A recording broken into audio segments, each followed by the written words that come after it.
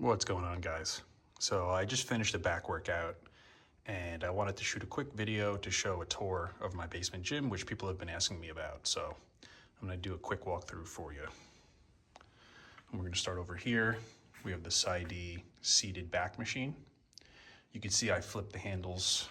There's one of the videos on my channel. You can see that I sort of showed that I did that. I think it helps with the motion of the machine better. I've been using this both standing and seated, depending what I'm doing. Someone commented that I had chrome metal bars here, the weight pegs, and apparently they don't make it that way anymore. They put the plastic ones, so I don't know. I was one of the first people, I think, that bought this machine. It's pretty solid. I don't think it'll be in my gym forever, but it's something that does the job currently. Next over here, Temple of Gainz chest supported T-bar row. Love this machine. Temple of Gainz is awesome. Quality is far above the GMWD and Syedee stuff. So if you're on the fence, definitely check them out. Has the adjustable handles for the width. Gives you a lot of versatility with this machine.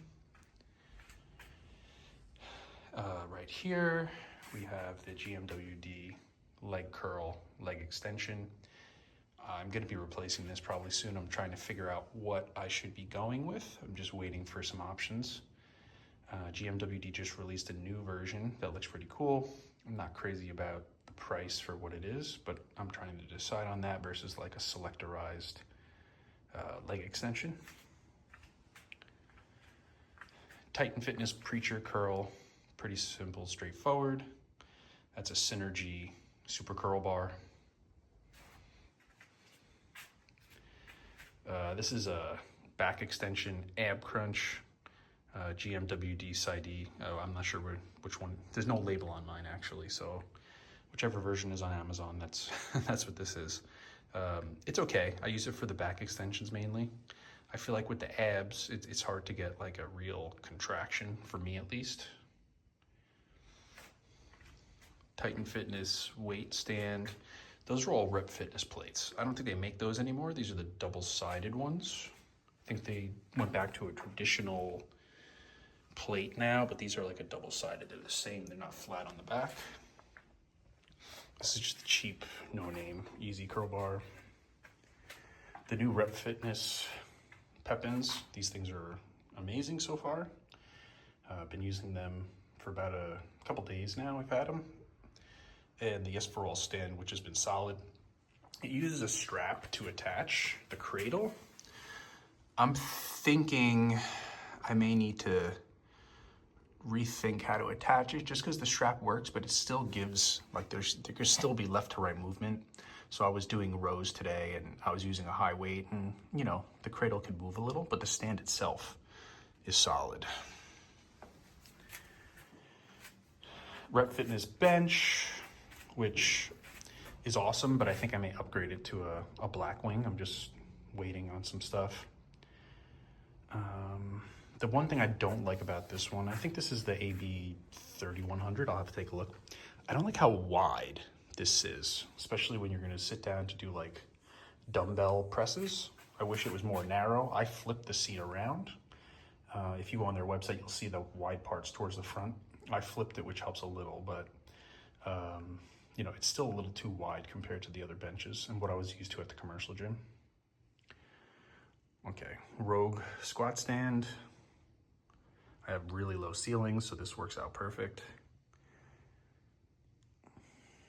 Okay, Ritfit squat, you know, leg press, hack squat. The hack squat is better than the leg press on this, I'll be honest, because of the range of motion on the leg press. It gets down here real quick.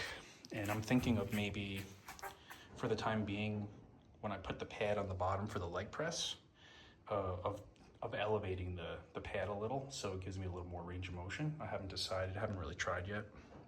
Overall, the quality of the machine is really good, but it's just that one portion of it that I wish had more range of motion. I know other people have complained about it too. Let's see, what do we got here? GMWD glute kickback, awesome machine. I don't know why this isn't available anymore, because I got this. I don't remember what I paid, honestly, but the quality is, I think I've said this in one of the other videos, it's probably one of the best built machines that I've had. I mean, it's really simple design, but just the overall quality of it is really nice. So if you find one of these, I definitely recommend it. Leveraged squat, which I don't use for the leverage squat, honestly. I just use this for the calf raise. I got rid of my Titan seated calf raise to use this as a standing calf raise. That's all I use this for, honestly. I got it cheap, so for me, it was worth it. The new belt squat that I got, definitely worth the money. Use it for rows, use it for squats, a whole bunch of different motions, stiff-legged deadlifts, stuff like that. Definitely happy I added this. Use it more than I expected I would. Okay. Now this is the GMWD, Syedee, depending on the label you have, Incline press. It's okay. It's, you know, it's good for what it is. Their new V7 they just released that I saw, it's like a shoulder chest press. Seems like a nice piece of equipment. I'm curious to see reviews on this. The biggest issues I have with this machine, which other people know, I've talked to them about, is the range of motion, how deep you can go. It doesn't allow for the most stretched position.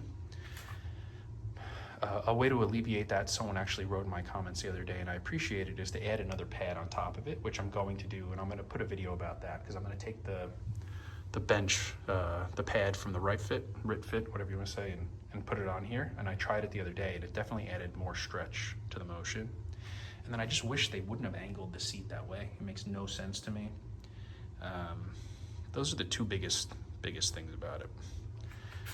So, and just randomly while we're here, these are the Magma fitness plates. These are more traditional. They are flat on the back.